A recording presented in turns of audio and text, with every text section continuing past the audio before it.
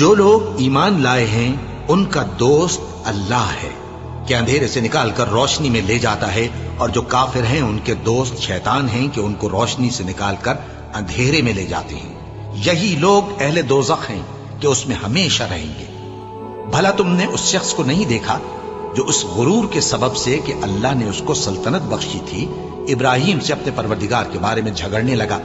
جب ابراہیم نے کہا میرا پروردگار تو وہ ہے جو زندگی دیتا ہے اور موت دیتا ہے، وہ بولا کہ زندگی اور موت تو میں بھی دے سکتا ہوں۔ ابراہیم نے کہا کہ اللہ تو سورج کو مشرق سے نکالتا ہے، آپ اسے مغرب سے نکال دیجئے۔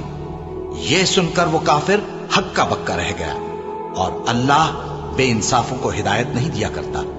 یا اسی طرح اس شخص کو نہیں دیکھا جس کا ایک بستی پر جو اپنی چھتوں پر گری پڑی تھی گزر ہوا، تو اس نے کہا کہ اللہ اس کے باشندوں کو مرنے کے بعد کیوں کر زندہ کرے گا؟ تو اللہ نے